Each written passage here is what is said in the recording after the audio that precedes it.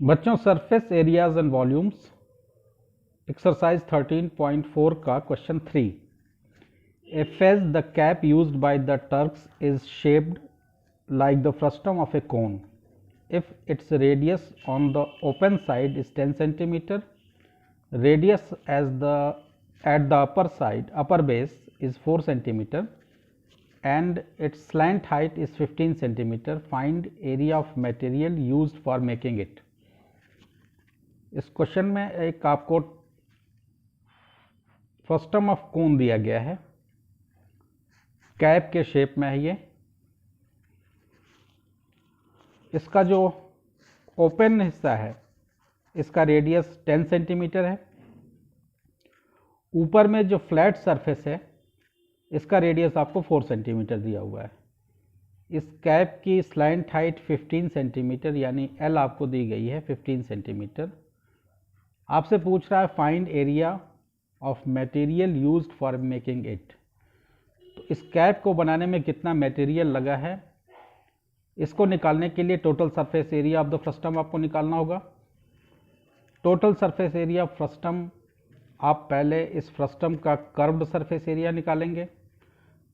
तो curved surface area का formula होता है पाई ब्रैकेट में R1 प्लस R2, चूँकि दो रेडियस हैं, R1 ऊपर का रेडियस ये स्मॉलर रेडियस हो गया, R2 जो कि लार्जर रेडियस हो गया।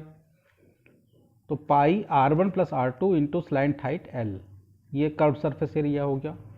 टोटल सरफेस एरिया आपको निकालना है तो ये जो ऊपर वाला फ्लैट सरफेस है इसको भी ऐड करना पड़ेगा।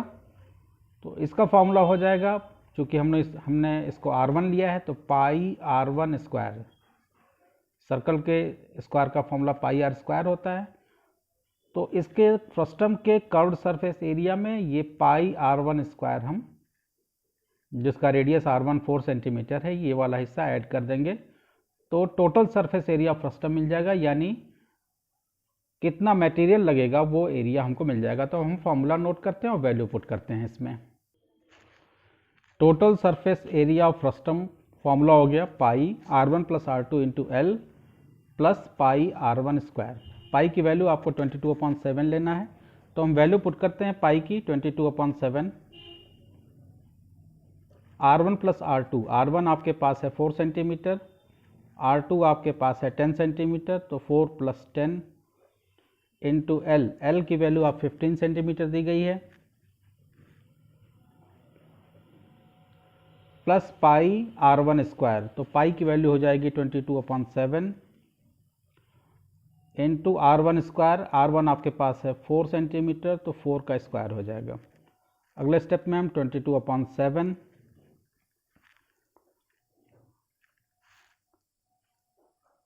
4 प्लस 10 14 कर देते हैं इसको,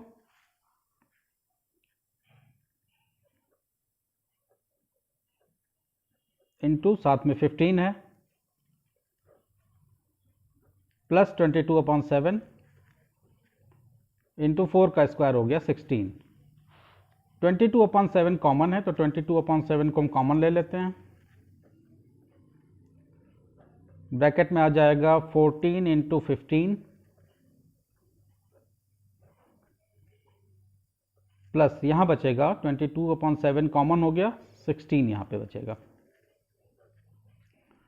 22/7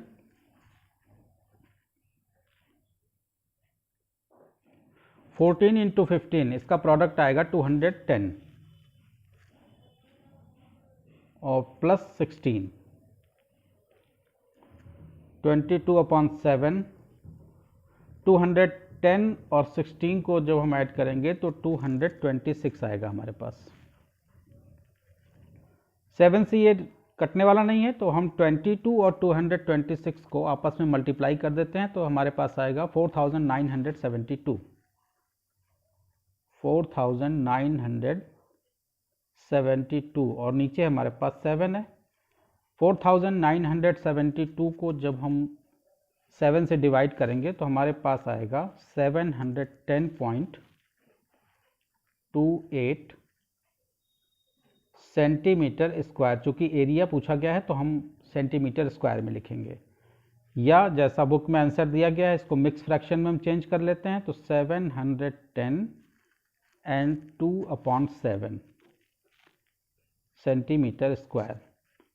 टोटल मटेरियल जो इस कैप को बनाने में यूज़ होगा उसका एरिया होगा 710 एंड 2/7 सेंटीमीटर स्क्वायर। चूँकि डायमेंशन आपको सेंटीमीटर में दिया गया है तो आप एरिया निकालेंगे सेंटीमीटर स्क्वायर में।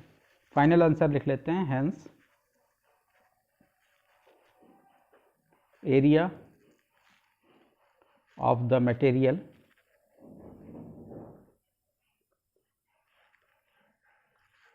used in the cap